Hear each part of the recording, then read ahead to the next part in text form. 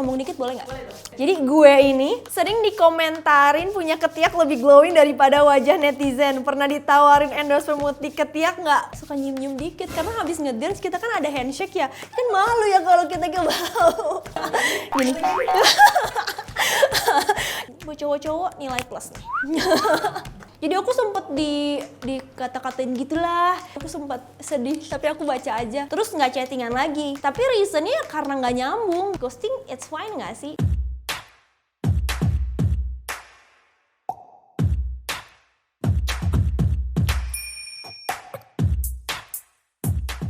Oke, saya Jigul and action. Hai, aku Cindy Gula yang L-nya 2 dan hari ini aku mau jawab pertanyaan dari kalian. Oke, langsung aja. Wah, banyak nih pertanyaannya.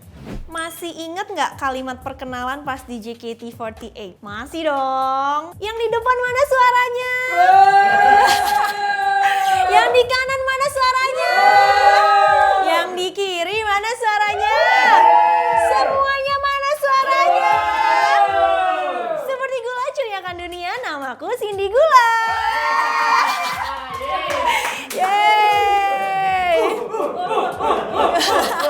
Punya pendidikan S1 Komunikasi dan S2 Hukum. Apa sebenarnya cita-cita lo? Nah ini dia. Ini saya juga masih mencari cita-cita saya apa.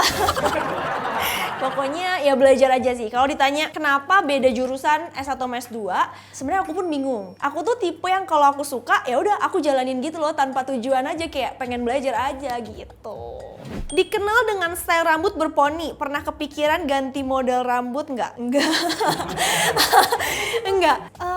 Kenapa ya? Sebenarnya sih ini rahasia umum ya. Jadi aku tuh setia banget orangnya. Jadi makanya kayak udah gini aja style-nya. Tapi mungkin kalau nanti pas married gitu ya, calon suami meminta untuk mengganti rambut, nanti baru aku ganti. Tapi pas married ya. Bukan sih, aku dari TK sih kayak gini, kayak Dora ya. Sering dikomentarin punya ketiak lebih glowing daripada wajah netizen. Pernah ditawarin endorse pemutih ketiak nggak? Wah ini sering, banyak banget yang nawarin. Gak cuma pemutih tapi yang buat wax juga itu loh. Kayak mereka bilang bagus gitu kalau misalnya nanti aku yang bikin endorse-nya. Padahal kan logikanya nih ya, kalau misalnya udah glowing terus dikasih wax lagi, nggak gitu ngefek kan, tetap glowing gitu. Punya pengalaman dicepuin nggak? So far sih nggak punya ya, soalnya aku tuh nggak punya yang rahasia gitu, jadi kayak jarang dicepuin sih. Pernah nggak ya? Mungkin dicepuin pernah waktu aku lagi jalan sama teman, tapi teman cuma dicepuin ke mami papi aku, dibilangnya sama cowok, padahal kayak ya cowok sih tapi teman gitu loh. Mas friend nggak ada pasti. Ada sih, tapi ada tapi masalahnya aku nggak posting yang aneh-aneh juga gitu, jadi kayak ya udah. Cigul dulu sering balesin komen netizen kayak ke pacar. Sekarang udah jarang karena ada yang marah ya? Enggak kok, nggak ada yang marah. Iya seriusan, sungguh aku masih jomblo sih. Tapi buat yang peka, coba deh ditembak akunya Enggak, bercanda serius. Aku masih single, tapi kalau yang deket sih gak ada ya, semuanya temen aja gitu. Kalau kenapa sekarang jarang balesin, mungkin karena sekarang aku tuh lagi hectic banget ngurusin tesis. Jadi abis posting paling aku baca-baca sekilas aja gitu komennya. Karena sekarang abis posting aku tuh kejar lagi ngerjain tesis, karena bulan ini banget aku udah harus kumpulin, karena di tahun ini aku akan sidang dan lulus. Mantap. Sidang tilang baik. Cigul pernah ngerasain insecure nggak? Pernah dan dulu sering banget. Soalnya aku tuh dulu kurusnya tuh kurus banget. Jadi dulu bahkan sebelum aku masuk idol group ya, berat badan aku tuh cuma 37-36. Bener-bener nggak pernah nyampe berat 40. Aku sampai stres banget. Kayak udah makan banyak tetap nggak gemuk-gemuk gitu. Sampai takut cacingan lah, takut dipikirin aneh-aneh. Orang kan mikirnya stres ya kalau kurus gitu. Padahal sebenarnya biasa aja, tapi emang nggak bisa gemuk. Dan aku akhirnya makan terus-terusan sampai akhirnya menyentuh berat 40 kilo lebih sampai sekarang. Jadi dulu aku insecure-nya karena kekurusan gitu. Dikenal periang, pernah menjadi pribadi yang berbeda dari sifat asli lo nggak? Pastinya mungkin pernah ya. Cuma aku juga kadang tuh suka lupa-lupa, nggak aku inget-inget hal yang sedih. Karena ya namanya manusia nih ya, gimana pun juga pasti pernah ngerasa sedih, pernah ngerasa down. Kayak misalnya lagi deket sama cowok terus di ghosting, kan kesel ya, terus sedih gitu. Edozel atau Natasha Wilona? Wah, susah ya pertanyaannya. Kalau hanya boleh milih satu di antara mereka, siapa yang bakal dipilih? Bingung. Aku pilih Willow aja, karena kalau Wilona kan sama-sama cewek, jadi lebih mengerti untuk sebagai teman, lebih kayak saling tahu gitu loh. Kayak kita kan sama-sama girl gitu. Kalau Ko Edo lebih ke mentor, jadi dia kayak guru aku. Tapi kalau untuk teman lebih ke Willow, karena kita kan suka hangout bareng juga. Pernah ngalamin depresi nggak? Dan gimana caranya buat bangkit? Pernah sih. Dulu kayak pernah deh, pas putus. Jadi kayak gak depresi, cuma lebih ke down. Kalau yang sampai parah banget, aku sih bersyukur banget untungnya belum pernah. Karena setiap aku udah mulai stres, udah mulai penat, kayak burnout gitu, aku biasanya langsung mengalihkan gitu loh. Langsung olahraga, langsung muay thai atau lari atau sepedaan. Jadinya gak sampai di titik yang parah banget depresi sampai mau. Untungnya belum pernah. Apa perjuangan terbesar dalam karir lo? Banyak. Jadi dulu itu aku tuh pengen banget jadi penyanyi. Literally pengen banget jadi penyanyi. Jadi aku dulu ikut audisi AVI, itu selama 2 tahun aku ikut terus-terusan gak lolos. Terus aku ikut Idola Cilik 1, 2, 3 dan gak lolos juga. Jadi menurut aku perjuangan terbesar itu adalah waktu aku SMP, bahkan kayak masih SD deh. Jadi aku ikut audisi, dan itu posisinya rumahku tuh jauh banget di deket Serang. Terus aku harus bolak-balik ke Jakarta, dan zaman dulu tuh audisinya ngantri. Bener-bener yang berdiri, ngantri, gak bisa kemana-mana. Parah banget deh pokoknya, aku kayak seharian, dan itu aku ikut hampir 4 tahun apa 5 tahun berturut-turut tapi nggak ada yang lolos. Jadi itu bener-bener berjuang sampai akhirnya aku lolos di idol group. Kalau sekarang udah lebih enak kalau ya, mungkin kecanggihan teknologi sekarang kan audisi online ya. Jadi nggak dulu tuh panas-panasan, ngantri, kadang kelaparan gitu. Aduh, luar biasa deh pokoknya zaman dulu perjuangan.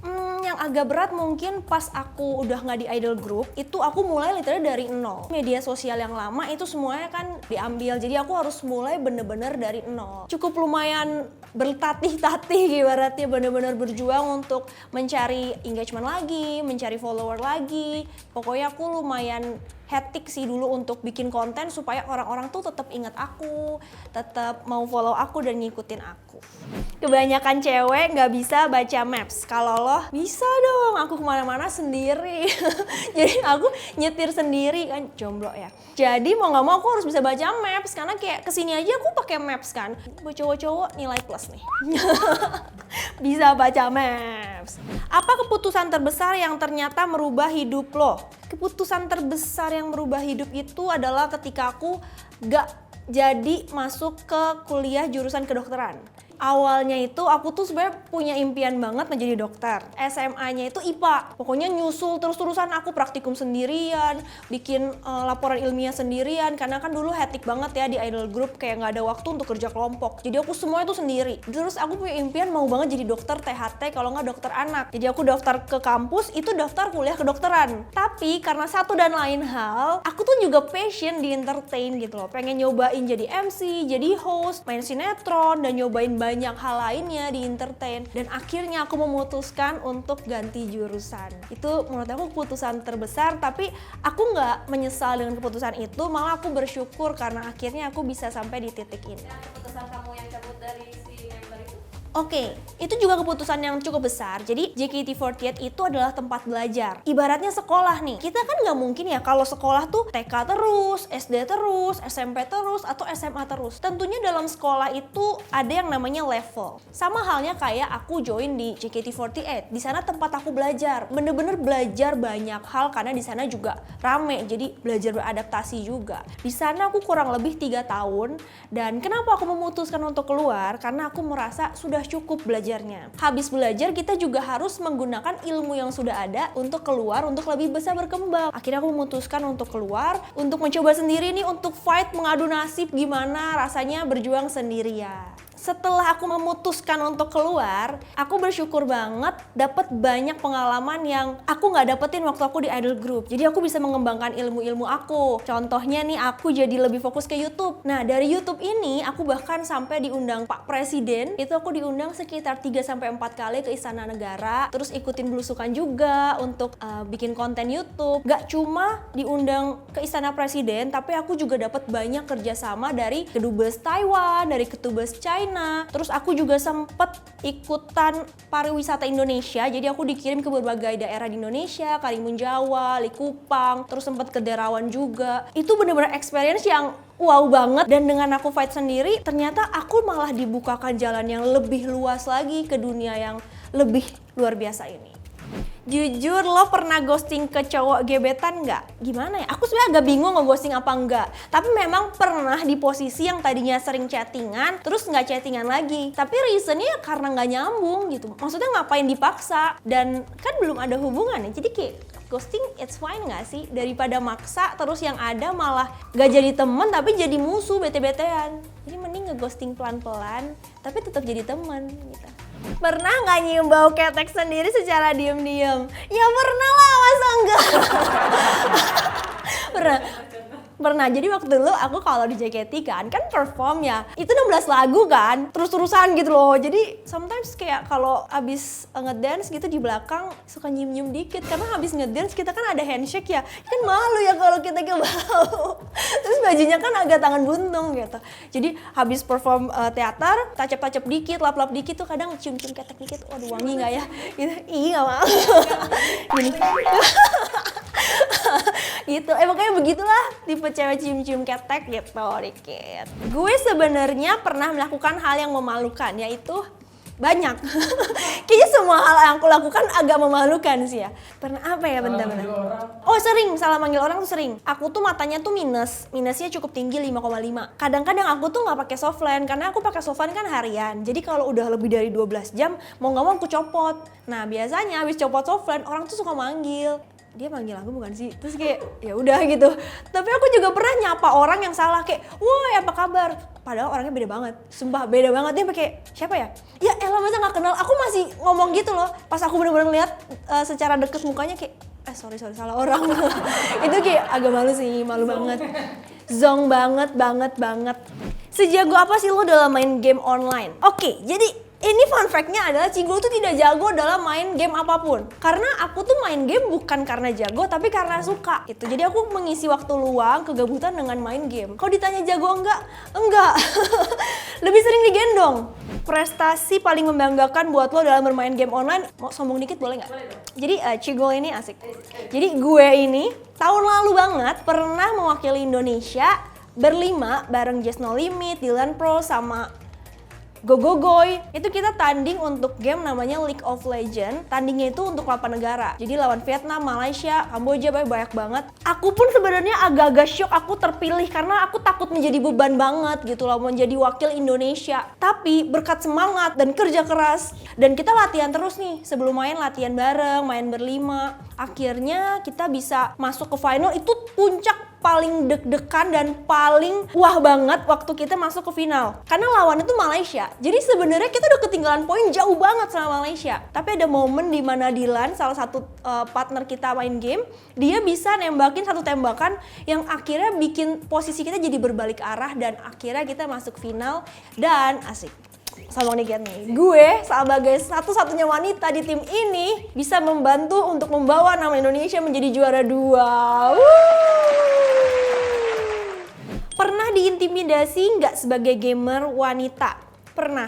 Khususnya dalam pertandingan ini. Karena waktu pertandingan ini tuh aku sempat masuk yang namanya Lambe MOBA gitu. Jadi aku sempet dikata-katain gitulah, kenapa Cigul gitu, kenapa cewek, kenapa nggak yang pro player aja cowok-cowok semua. Jadi aku sempet sedih, tapi aku baca aja dan bikin jadi motivasi kalau oh jangan sampai nih Indonesia di posisi terakhir, nanti mereka makin ngehujat aku. Jadi malah menjadi motivasi dan kita malah susun strategi sama tim-tim aku juga supaya Indonesia at least bisa masuk 4 besar lah. Dan ya aku bersyukur banget juara 2.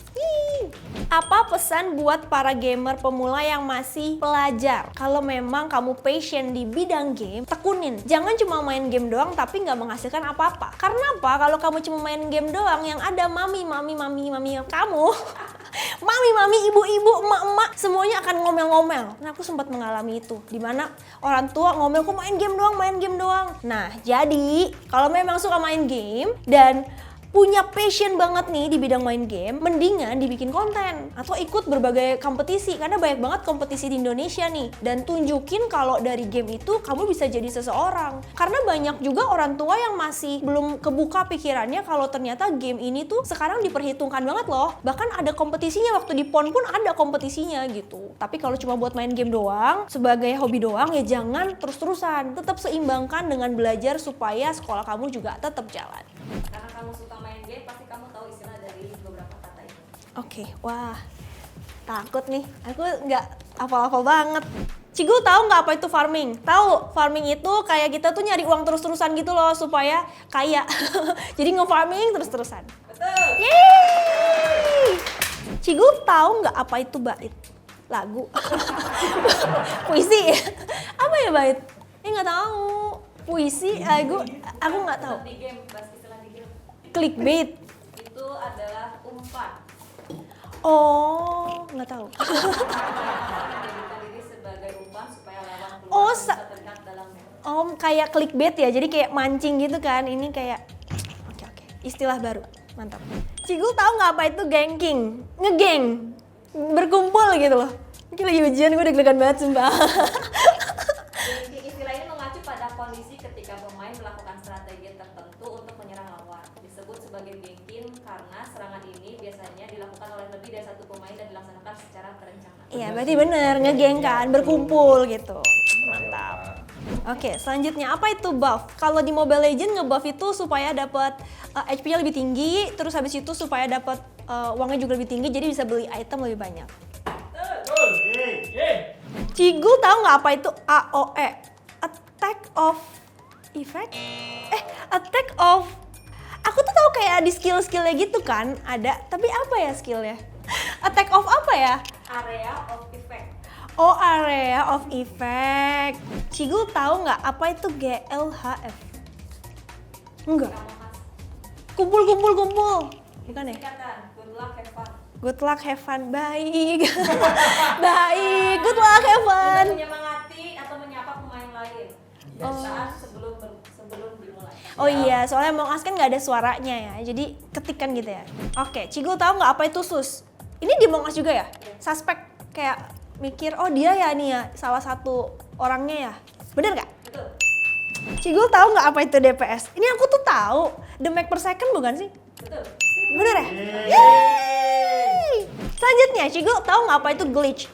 Glitch itu kling gitu ya? Iya bukan sih? Nggak tahu. Glitch. Glitch itu bisa disebut bug adalah ketika terjadi kesalahan pada coding game.